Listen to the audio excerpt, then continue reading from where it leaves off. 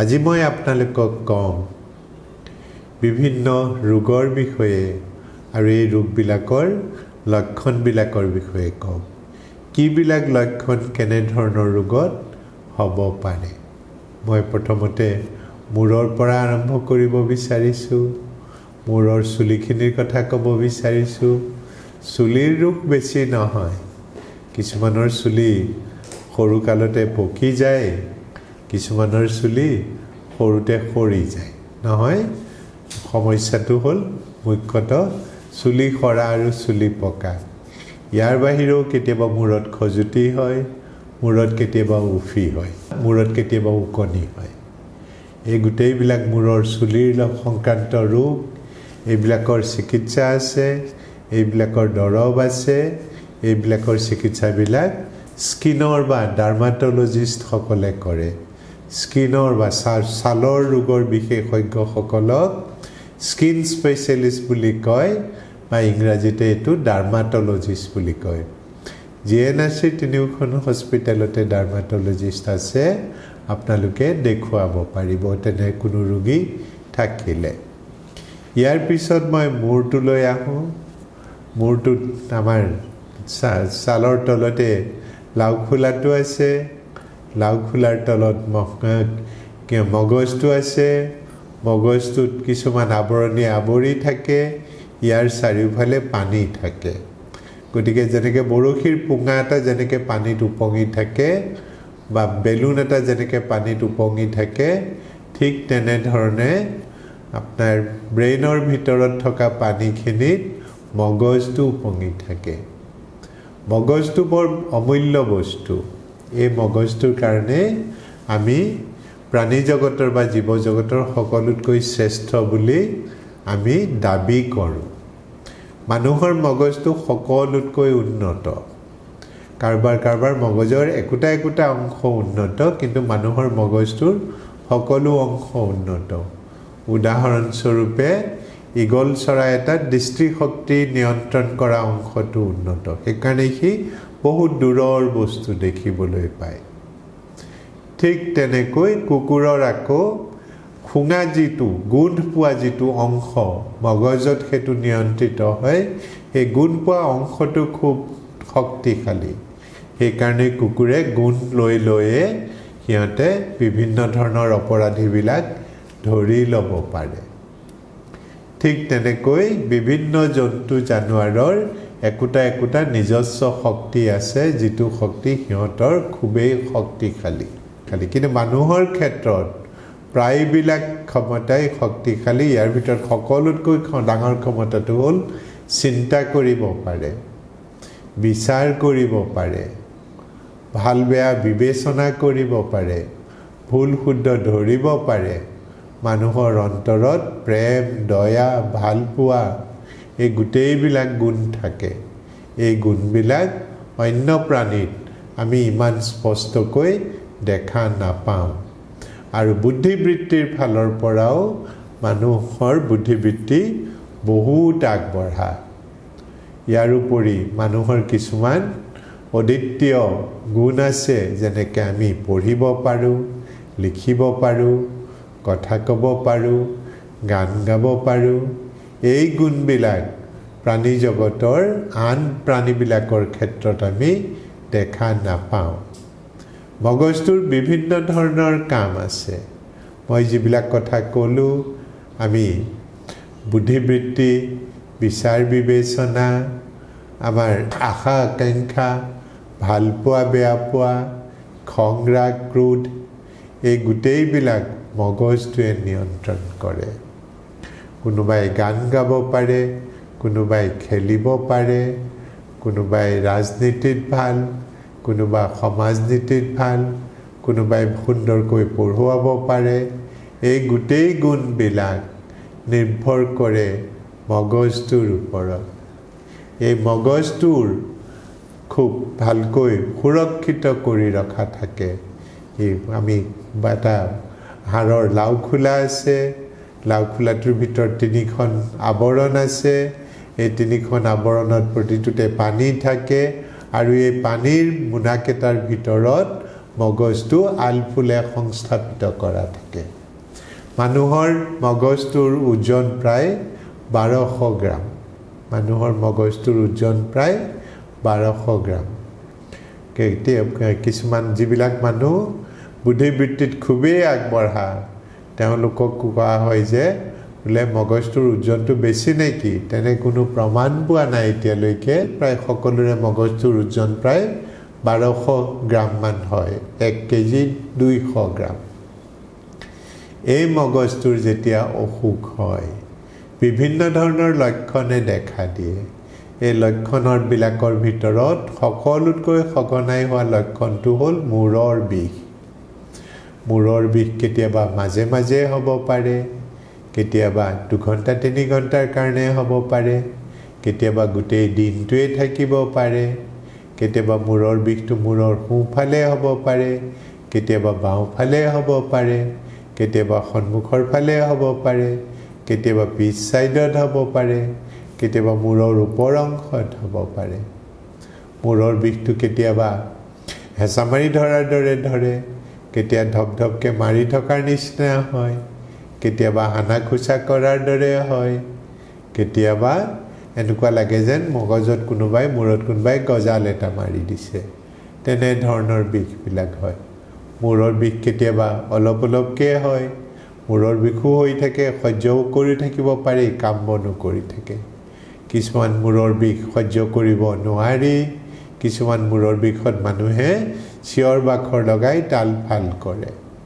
গতিকে বিভিন্ন প্ৰকাৰৰ মূৰৰ বিষ হ'ব পাৰে এই মূৰৰ বিষৰ কাৰণো বিভিন্ন হ'ব পাৰে কেতিয়াবা কিছুমান মূৰৰ বিষ কিছুমান বেমাৰৰ লক্ষণ হ'ব পাৰে মাইগ্ৰেইন বুলি এবিধ মূৰৰ বিষ আছে এই মূৰৰ বিষ সাধাৰণতে পুৰুষ আৰু মহিলা উভয়তে হয় কিন্তু এই মাইগ্ৰেইন মূৰৰ বিষটো মহিলাৰ ক্ষেত্ৰত বেছিকৈ দেখা যায় মাইগ্ৰেইন মূৰৰ বিষ হ'লে সাধাৰণতে ছোৱালী মানুহত হয় কেতিয়াবা বয়স বেছি হোৱাৰ পিছতো মাইগ্ৰেইন মূৰৰ বিষ চলি থাকে সাধাৰণতে মূৰৰ এটা সাইডত হয় মূৰৰ বিষটো হ'লে মূৰটো ধপধপ কৰি থাকে বিষোৱা জাগা টুকুৰা কেতিয়াবা বমিৰ ভাৱ হয় ৰ'দত ওলালে বিষটো বেছিকে হয় বাছে মটৰে উঠিলে বিষটো বাঢ়ি যায় বা খোজকাঢ়ি দিলেও বিষটো বেছিকৈ অনুভৱ কৰে কেতিয়াবা এনেকুৱা মূৰৰ বিষ বছৰত 2বাৰ 3বাৰ হ'ব পাৰে কিছুমানৰ মাহত 2বাৰ 3বাৰ হ'ব পাৰে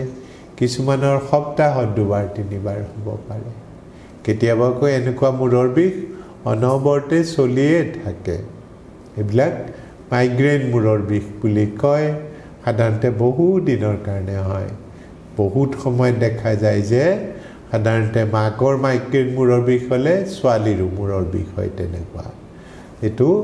ইজনৰ পৰা বংশানুক্ৰমিক হৈ যায় এই মাইগ্ৰেইন মূৰৰ বিষৰ চিকিৎসা নিউৰলজিষ্ট সকলে কৰে জিএনআৰচিটিৰ চিকিৎসাৰ ব্যৱস্থা আছে এনে ধৰণৰ মূৰৰ বিষ চিকিৎসা কৰিব পাৰি আৰু এবিধ মূৰৰ বিষ আছে মূৰটো গধুৰ লাগি থাকে মূৰৰ চাৰিওফালে কিবা এটাই বান্ধি থোৱাৰ দৰে থাকে মূৰৰ পিছ সাইডটো টানি ধৰাৰ দৰে ধৰে মূৰটো গৰম লাগে ৰাতিপুৱাই মূৰৰ বিষটো আৰম্ভ হয় আৰু গোটেই দিনটো মূৰৰ বিষটো চলি থাকে ক্ৰমান্বয়ে বাঢ়ি গৈ থাকে সন্ধিয়া মূৰৰ বিষটো কমি যায় এনে ধৰণৰ মূৰৰ বিষবিলাক সাধাৰণতে বিভিন্ন ধৰণৰ চিন্তা বা টেনচনৰ কাৰণে হয় এনেকুৱা মূৰৰ বিষক টেনচন টাইপ অফ হেডেক বুলি কয় ইংৰাজীতে যি কাৰণতে নহওক টেনচনটো আমি মানুহক বহুত যন্ত্ৰণা দিয়ে কাম বন ক্ষতি কৰে বৰ অশান্তিত থাকিব লগা হয় গতিকে ইয়াৰো চিকিৎসা আছে ৰোগীৰ লগত ভালদৰে কথা বতৰা পাতি তাৰ কাৰণবিলাক বিশ্লেষণ কৰি আমি তাৰ সেই অনুপাতে চিকিৎসা দিলে এনেকুৱা মূৰৰ বিষো ভাল হৈ যায় আৰু কিছুমান মূৰৰ বিষ আছে এই মূৰৰ বিষবিলাকক ক্লাষ্টাৰ হেডেক বুলি কয় ক্লাষ্টাৰ হেডেকটো আকৌ সাধাৰণতে মতা মানুহত বেছিকৈ হয় মাইগ্ৰেইনটো মহিলাত বেছিকৈ হয় ক্লাষ্টাৰ হেডেকটো পুৰুষত বেছিকৈ হয় হঠাৎ মূৰৰ বিষটো হয় সাধাৰণতে মাজনিশা আৰম্ভ হয় বিষটো বৰ অতিপাত মূৰৰ বিষ বিষত মানুহজন থাকিব নোৱাৰে চিঞৰ বাখৰ কৰে চকুৰ পৰা পানী ওলায় কেতিয়াবা চকুৰ সন্মুখত জিলমিল উঠে এটা চকু ৰঙা পৰে মুখৰ এটা অংশ ঘামিবলৈ ধৰে মই ক'লো অতিপাত মূৰৰ বিষ হঠাতে আৰম্ভ হয় সাধাৰণতে মাজনিশা হয় পুৰুষৰ হোৱা দেখা যায় মূৰৰ বিষটো হ'লে তেওঁ মুখৰ এটা ছাইডৰ পৰা ঘাম ওলাবলৈ ধৰে এটা চকু ৰঙা পৰে চকুৰ পৰা পানী ওলায় ইমানেই মূৰৰ বিষটো হয় যে তেওঁ সহ্য কৰিব নোৱাৰি কেতিয়াবা মূৰটো বেৰত বা খুটাত মাৰিবলৈ যায় কিজানি মাৰ দিলে মূৰটো ভাঙি গ'লেহে যেন তেওঁ শান্তি পাব তেনেকুৱা এটা ভাৱ হয় এইবিলাক মূৰৰ বিষ যে সেই চিকিৎসা কৰিব নোৱাৰে এনেকুৱা মূৰৰ বিষ সাধাৰণতে নিউৰলজিষ্টসকলে চিকিৎসা কৰে এনেধৰণৰ মূৰৰ বিষ যেতিয়া হয় কেইবাদিনো এনেকৈ আহি থাকে মূৰৰ বিষটো কেইঘণ্টামান থাকে তাৰপিছত ভাল হৈ যায় তাৰপিছত আকৌ আহে এনেকৈ 10-15-20 দিন বা 2-3 মাহ হৈ আকৌ নাইকিয়া হৈ যায় 2 বছৰ 3 বছৰ নহ'বও পাৰে এইবিলাকক ক্লাষ্টাৰ হেডেক বুলি কয় ইয়াৰ বাহিৰেও কিছুমান মানুহ আছে এনেই মূৰৰ বিষ বুলি কৈ থাকে মূৰৰ বিষো হৈ থাকে খায়ো থাকে শুয়ো থাকে পিন্ধা উৰাও কৰি থাকে গাঁও হাতো ফুৰি থাকে বিয়া বাৰু এৰি বাদ নিদিয়ে কিন্তু এনেই কৈ থাকে যে মোৰ মূৰটো বিষাইছে এইবিলাকৰো বিশেষ কিছুমান কাৰণ থাকে চিকিৎসকে চাই এনেধৰণৰ মূৰৰ বিষৰো চিকিৎসা কৰিব লগা হয় ইয়াৰ বাহিৰেও আৰু কিছুমান মূৰৰ বিষ আছে সেইবিলাক মূৰৰ বিষ আকৌ বিভিন্ন ধৰণৰ ৰোগৰ কাৰণে হয় কিনো সেইবিলাক ৰোগ এটা মূৰৰ বিষ হ'ল মগজত সংক্ৰমণ হ'লে মূৰৰ বিষ দি আৰম্ভ হয় সংক্ৰমণ মানেনো কি বিভিন্ন বীজাণুৰ দ্বাৰা মগজটো যদি আক্ৰান্ত হয় তেতিয়াহ'লে মূৰত সংক্ৰমণ হোৱা বুলি কওঁ এইবিলাক বেক্টেৰিয়াৰ কাৰণে হ'ব পাৰে এইবিলাক ভাইৰাছৰ কাৰণে হ'ব পাৰে এইবিলাক ফাংগাছৰ কাৰণে হ'ব পাৰে এইবিলাক পেৰাচাইটৰ কাৰণে হ'ব পাৰে গতিকে পেৰাচাইটৰ কাৰণে হ'লে মেলেৰিয়েল পেৰাচাইট মহৰ পৰা যিটো মেলেৰিয়া যে হয় যেতিয়া মেলেৰিয়া জাৰ্মটো ব্ৰেইনত গুচি যায় তেতিয়া মূৰৰ বিষ হয় আকৌ কেতিয়াবা তেনেকুৱা মূৰৰ বিষ ফিটা পেলুৰ জাৰ্মবিলাক কেতিয়াবা মগজুত গুচি যায় তেতিয়াও মূৰৰ বিষ হ'ব পাৰে গতিকে মূৰৰ বিষ এনেই পাতলাই ল'ব নালাগে সংক্ৰমণৰ কাৰণে ফিটা পেলুৰ কাৰণেও মূৰ বিষাব পাৰে কেতিয়াবা মেলেৰিয়াটো আমাৰ ইয়াত প্ৰায় হৈয়ে থাকে মেলেৰিয়াৰ জাৰ্মটো মগজত গুচি গ'লেও মূৰ বিষাব পাৰে কেতিয়াবা আকৌ বিভিন্ন ধৰণৰ ফাংগাছৰ ইনফেকশ্যনৰ সংক্ৰমণৰ কাৰণে হ'ব পাৰে তেতিয়া আমি এই ফাংগাছৰ কাৰণে মূৰৰ ভিতৰত পুজ জমা হ'ব পাৰে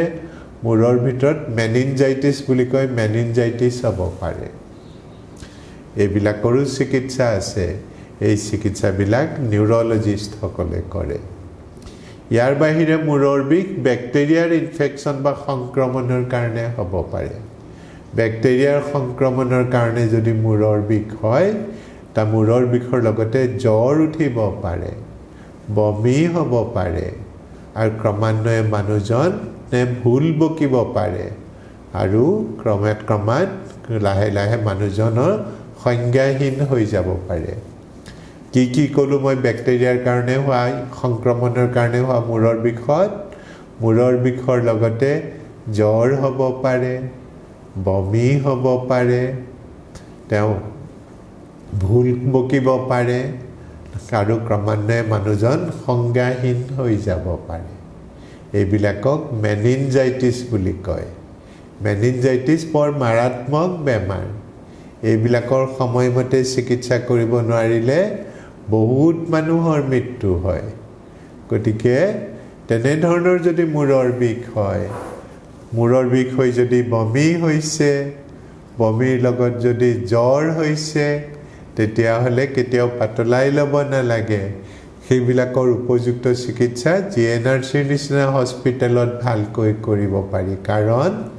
ৰোগটো নিৰূপণ কৰিবৰ কাৰণে বিভিন্ন পৰীক্ষা নিৰীক্ষাৰ দৰকাৰ হয় সেই পৰীক্ষা নিৰীক্ষাবিলাক আমাৰ ইয়াত কৰাৰ সুবিধাখিনি আছে এইবিলাক ব্যাক্টেৰিয়াৰ কাৰণে হ'ব পাৰে কেতিয়াবা টিবি জামৰ কাৰণে হ'ব পাৰে কেতিয়াবা অন্যান্য ব্যাক্টেৰিয়াৰ কাৰণে এইবিলাক হয় আৰু মূৰৰ বিষ হ'ব পাৰে কিহৰ কাৰণে ভাইৰাছৰ কাৰণেও ভাইৰাছৰ দ্বাৰা যদি সংক্ৰমণ হয় তেতিয়া আৰম্ভটো মূৰৰ বিষ দি হ'ব পাৰে বিভিন্ন ভাইৰাছৰ দ্বাৰা মগজটো সংক্ৰমিত হ'ব পাৰে উদাহৰণ স্বৰূপে ভাইৰাছৰ কাৰণে হোৱা সংক্ৰমণবিলাক হৈছে তেতিয়া আমি কৰোনা ভাইৰাছ ওলাইছে নহয় কৰোনা ভাইৰাছৰ কাৰণেও ব্ৰেইনত এফেক্ট হয় কৰোনা ভাইৰাছৰ কাৰণে জাপানীজ এনকেফেলাইটিছত ব্ৰেইনত এফেক্ট হয় আৰু তেনেকৈ হাৰ্পিছ চিম্প্লেক্স এনচেফালাইটিছ বুলি এটা এনচেফালাইটিছ আছে তাৰ কাৰণেও ব্ৰেইনত সংক্ৰমিত হ'ব পাৰে এই গোটেইবিলাকতে প্ৰথমতে মূৰৰ বিষ দি আৰম্ভ হ'ব পাৰে তাৰপিছত জ্বৰ হ'ব পাৰে বমি হ'ব পাৰে মানুহজন ফিট হৈ যাব পাৰে আৰু তেওঁ ক্ৰমান্বয়ে সংজ্ঞাহীন হৈ যাব পাৰে এইবিলাক মূৰত হোৱা সংক্ৰমণৰ লক্ষণ কিন্তু প্ৰথম লক্ষণটো কেৱল মূৰৰ বিষ দি আৰম্ভ হ'ব লাগে গতিকে আমাৰ স্বাস্থ্য মিত্ৰসকলে এইবিলাক কথা মনত ৰাখিব লাগিব বুজি পাব লাগিব মূৰৰ বিষ সাধাৰণ কাৰণতো হ'ব পাৰে মূৰৰ বিষ ডাঙৰ অসুখৰ কাৰণেও হ'ব পাৰে আৰু এইবিলাকৰ যদি সময়মতে আমি চিকিৎসা নকৰোঁ তেতিয়া আমি ৰোগীজনৰ প্ৰচুৰ ক্ষতি হ'ব পাৰে বহুত সময়ত আমি তেওঁক ঘূৰাই আনিব বচাই তুলিব নোৱাৰিবও পাৰোঁ সেইকাৰণে এই কথাবিলাক সকলোৱে মনত ৰখাটো খুবেই প্ৰয়োজন আৰু মূৰৰ বিষ কি কাৰণত হয়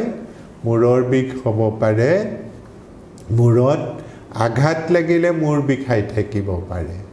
মূৰত আঘাত লগাৰ পিছত যদি মানুহজন সম্পূৰ্ণৰূপে ভাল হৈ গ'ল তেতিয়াহ'লে একো কথা নাই চিন্তা কৰিব নালাগে কিন্তু মূৰত আঘাত পোৱাৰ পিছত যদি ৰোগীজনে কয় যে মাজে মাজে মূৰটো বিষাই আছে বা মূৰৰ বিষটো ক্ৰমান্বয়ে বাঢ়িব লাগিছে তেতিয়াহ'লে আপোনালোকে সন্দেহ কৰিব যে তেওঁ মূৰৰ মগজুত আঘাত লাগিছে ইয়াৰ পৰীক্ষা নিৰীক্ষা কৰিব লাগিব মূৰত আঘাত লাগিলে মগজুত যদি আঘাত লাগে তেতিয়াহ'লে মগজটো থেতেলা খাব পাৰে মগজত ব্লিডিং হ'ব পাৰে এইবিলাক মগজত ফ্ৰেকচাৰ হ'ব পাৰে তেনে স্কালটোত ফ্ৰেকচাৰ হ'ব পাৰে এইবিলাক বিভিন্ন ধৰণৰ সমস্যা হ'ব পাৰে গতিকে মূৰত দুখ পোৱাৰ পিছত কাৰোবাৰ যদি মূৰৰ বিষৰ কথা কৈ থাকে সেই মূৰৰ বিষটো মাজে মাজে হ'ব পাৰে বা ক্ৰমান্বয়ে বাঢ়ি যাব পাৰে তেতিয়াহ'লে সেইটো পাতলকৈ ল'ব নালাগে গুৰুত্ব সহকাৰে ল'ব লাগে তেনেকুৱা ৰোগীক পৰীক্ষা নিৰীক্ষাৰ দৰকাৰ হ'ব মূৰৰ চিটি স্কেন দৰকাৰ হ'ব পাৰে তেওঁক নিউৰোচাৰ্জনসকলে চাব লগা হয় তেনেকুৱা নিউৰোচাৰ্জাৰী ডক্টৰ জিএনআৰচিত আছে তেওঁলোকে এইবিলাক ৰোগৰ উপযুক্ত চিকিৎসা দিব পাৰে এইখিনি মূৰৰ আঘাতৰ লগত হোৱা মূৰৰ বিষৰ কথা ক'লোঁ আকৌ মূৰৰ বিষ হ'ব পাৰে মূৰৰ পক্ষাঘাত ৰোগ হ'লে পক্ষাঘাত মানে ইংৰাজীতে ষ্ট্ৰোক বুলি কয় আমি পক্ষাঘাততকৈ ষ্ট্ৰোক শব্দটো আজিকালি বেছিকৈ ব্যৱহাৰ কৰোঁ বেছি সহজ যেন লাগে নহয় মই সেইকাৰণে আপোনালোকক ষ্ট্ৰোক বুলিয়ে কওঁ মূৰত ষ্ট্ৰোক হ'লেও মূৰৰ বিষ দি আৰম্ভ হ'ব পাৰে মূৰত ষ্ট্ৰোক কেনেকৈ হয় মূৰত ষ্ট্ৰোক ৰক্ত চলাচলৰ নলীবিলাক বন্ধ হৈ হ'ব পাৰে বা ৰক্ত চলাচলৰ নলীবিলাক ফাটি যোৱাৰ কাৰণে হ'ব পাৰে দুইটা কাৰণতে মূৰত বিষ হ'ব পাৰে যদি ৰক্ত চলাচলৰ নলীবিলাক ফাটি যায় তেতিয়া ব্লিডিংটো মূৰৰ ভিতৰত হ'ব পাৰে আমি তেতিয়া মূৰৰ ভিতৰত হোৱা ৰক্তক্ষৰণ বুলি কওঁ মূৰত মগজুৰ ছাৰ্ফেচত হ'ব পাৰে তেতিয়া আমি সাবএৰাকনয়েড হিমৰেজ বুলি কওঁ কেতিয়াবা আকৌ মূৰৰ মগজটো কভাৰ কৰা আৱৰণী কিখন যে আছে আৱৰণী কিখনৰ মাজত হ'ব পাৰে ব্লিডিংটো তেতিয়া আমি সাবডুৰেল হিমাটমা বুলি কওঁ এই তিনিটা মূৰৰ বিষ বিভিন্ন বেলেগ বেলেগ কাৰণত হয় সাবডুৰেল হিমাটমা সাধাৰণতে দুখ পালে হয় কেতিয়াবা দুখ পোৱাৰ নেপালেও তাত থকা ভেইনবিলাক ফাটি গৈ পেলাই হয় সাধাৰণতে বয়োজ্যেষ্ঠ মানুহবিলাকৰ এনে ধৰণৰ বেমাৰবিলাক হয় এই বেমাৰৰ লক্ষণ হ'ল মূৰৰ বিষ লগতে হাতখন বা ভৰিখন দুৰ্বল হৈ যায় কেতিয়াবা কথাবিলাক পাহৰি যায় কেতিয়াবা পেচাব পায়খানাৰ কন্ট্ৰলটো নোহোৱা হৈ যায় বয়োজ্যেষ্ঠ কোনোবা মানুহে যদি কয় যে মোৰ মূৰটো বিষাই আছে মূৰৰ বিষৰ লগতে যদি তেওঁ কয় যে হাতখন বা ভৰিটোৰ জোৰ নোহোৱা হৈ গৈছে বা তেওঁ যদি কথাবিলাক পাহৰি গৈছে বা তেওঁ যদি পেচাব পায়খানাৰ নিয়ন্ত্ৰণটো নোহোৱা হৈ গৈছে তেতিয়াহ'লে কথাটো গুৰুত্ব সহকাৰে ল'ব লাগে নিউৰলজিষ্ট বা নিউৰ'চাৰ্জনৰ ওচৰত লৈ আনিব লাগে আৰু পৰীক্ষা নিৰীক্ষাৰ দ্বাৰা কি কাৰণতনো হৈছে এইটো নিশ্চয় কৰি তাৰ চিকিৎসাৰ ব্যৱস্থা কৰিব লাগে সাধাৰণতে তেনেকুৱা ৰোগীক ব্ৰেইনৰ সাৰফেচত ব্লাডৰ ক্লট জমা হৈ থাকিলে অপাৰেশ্যনৰ দ্বাৰা তেওঁলোকক আৰোগ্য কৰিব পাৰি ইয়াৰ বাহিৰেও কেতিয়াবা মগজুৰ সাৰফেচত ব্লিডিং হ'ব পাৰে এই ব্লিডিংটো ৰক্ত চলাচলৰ নলীবিলাকৰ কিছুমান বিজুতিৰ কাৰণে হয় ৰক্ত চলাচলৰ নলীবিলাকৰ বেৰখন পাতল হৈ যায় দুৰ্বল হৈ যায় লগতে যদি মানুহজনৰ উচ্চ ৰক্তচাপ থাকে এই দুৰ্বল অংশটো ফাটি গৈ ৰক্তক্ষৰণ হয় ৰক্তক্ষৰণ হ'লে প্ৰথম সিম্পটমটো হয় মূৰৰ বিষৰ লগতে বমি হ'ব পাৰে বমিৰ লগতে মূৰৰ বিষটো মূৰৰ বেক সাইডত বা পিঠি সাইডত অনুভৱ বেছিকৈ কৰে আৰু কেতিয়াবা মানুহজন ফিট হ'ব পাৰে বা তেওঁ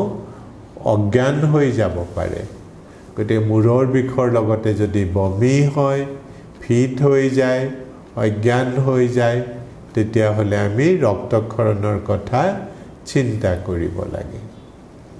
মূৰৰ বিষৰ লগতে যদি মানুহ এজনৰ কথা কোৱাত দিগদাৰি হয়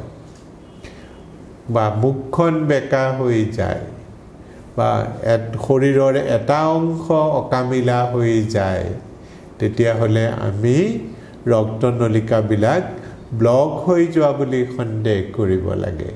তাৰ মানে মানুহজনৰ ষ্ট্ৰোক হৈছে পক্ষাঘাত হৈছে ইয়াৰ চিকিৎসা তাড়াতাড়িকৈ কৰাৰ ব্যৱস্থা কৰিব লাগিব কিয়নো যদি মগজুৰ ৰক্তনলিকাবিলাক বন্ধ হৈ গৈছে এইবিলাক খোলাৰ যিটো দৰৱ ব্যৱহাৰ কৰিব পাৰি সেই দৰৱটো 3 ঘণ্টাৰ ভিতৰত দিব পাৰিলে ভাল কামত আহে যদিও আমি অৱস্থা অনুযায়ী 4.5 ঘণ্টা কেতিয়াবা 12 ঘণ্টালৈকে দিব পাৰোঁ এই দৰৱটো দিয়া 12 ঘণ্টালৈকে যিটো ব্যৱস্থা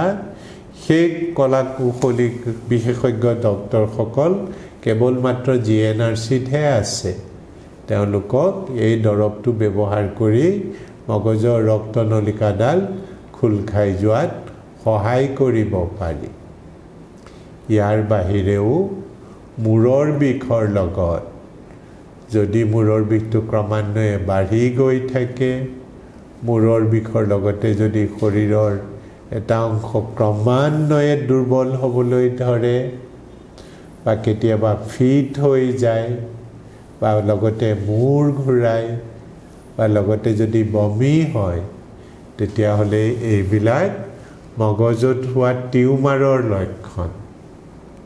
যদি সিম্পটমবিলাক লাহে লাহে আৰম্ভ হয় আজি এটা দেখা দিছে কালিলৈ এটাই দেখা দিলে পৰহিলৈ এটাই দেখা দিলে ষ্ট্ৰোক বা পক্ষাঘাত হ'লে গোটেইবিলাক লগে লগে একেলগে হৈ যায় কিন্তু মগজুত টিউমাৰৰ কাৰণে যদি হয় এইবিলাক লাহে লাহে আৰম্ভ হয় আজি যদি মূৰৰ বিষ হ'ল দুদিনৰ পিছত হয়তো তেওঁৰ বমি আৰম্ভ হ'ল এসপ্তাহৰ পিছত হয়তো তেওঁ মূৰ ঘূৰালে আৰু এসপ্তাহৰ পিছত হয়তো তেওঁ মুখখন বেকা হৈ গৈছে তাৰ কিছুদিনৰ পিছত হয়তো হাতখন দুৰ্বল লাগিছে তাৰ কিছুদিনৰ পিছত যদি ভৰিখন দুৰ্বল লাগিছে এনেকৈ যিবিলাক বেমাৰ ক্ৰমান্বয়ে লাহে লাহে বাঢ়ি গৈ থাকে তেতিয়াহ'লে আমি মগজুৰ ভিতৰত টিউমাৰ হোৱা বুলি সন্দেহ কৰিব লাগে মগজুৰ ভিতৰত বিভিন্ন ধৰণৰ টিউমাৰ থাকে কিছুমান কেন্সাৰ জাতীয় টিউমাৰ কিছুমান আকৌ কেন্সাৰ জাতীয় টিউমাৰ নহয় যিবিলাক কেন্সাৰ জাতীয় টিউমাৰ নহয় সেই টিউমাৰবিলাক অপাৰেশ্যন কৰি দিলে সম্পূৰ্ণৰূপে ভাল হৈ যাব পাৰে কিন্তু ৰোগীজনক আমি সময়মতে চিকিৎসকৰ ওচৰত আনিব পাৰিব লাগিব নহয় কিছুমান টিউমাৰ আছে কেন্সাৰ জাতীয় টিউমাৰ সেই টিউমাৰবিলাক অপাৰেশ্যন কৰিলেও ৰোগীজন কিছুদিন ভালে থাকে কিন্তু তেওঁ সম্পূৰ্ণৰূপে আৰোগ্য হৈ নাযায় ইয়াৰ বাহিৰেও কেতিয়াবা মগজুৰ ভিতৰত পানী জমা হ'লেও মূৰৰ বিষ হ'ব পাৰে মগজুৰ ভিতৰত পানী জমা হোৱা অৱস্থাটোক হাইড্ৰ'চেফালাছ বুলি কয় হাইড্ৰ'চেফালাছ মানে মগজুৰ ভিতৰত ভেন্ট্ৰিকুল বুলি এটা স্পেচ আছে সেই স্পেচটোত নৰ্মেলি তাত চেৰিব্ৰোস্পাইনেল ফ্লুইড বুলি এটা পনীয়া পানীৰ দৰে লিকুইড পদাৰ্থ থাকে জুলীয়া পদাৰ্থ থাকে কেতিয়াবা সেই জুলীয়া পদাৰ্থৰ পৰিমাণটো বাঢ়ি যায় আৰু বাঢ়ি গ'লে আমি হাইড্ৰ'চেফালাছ হোৱা বুলি কওঁ সৰু বাচ্চাৰ হাইড্ৰ'চেফালাছ হ'লে মূৰটো ফুলি যায় ডাঙৰ হৈ যায় ডাঙৰৰ হ'লে মানে মূৰটো ফুলি যাব নোৱাৰে লাও ফুলাটো বাঢ়িব নোৱাৰে তেওঁৰ মূৰৰ বিষ হয় কথাবিলাক পাহৰি যাব পাৰে পেচাব পায়খানাৰ নিয়ন্ত্ৰণ নোহোৱা হৈ যাব পাৰে খোজবিলাক ধৰক বৰক হ'ব পাৰে এইবিলাকো চিকিৎসাৰ দ্বাৰা কেতিয়াবা অপাৰেশ্যনৰ দ্বাৰা আৰোগ্য কৰিব পাৰি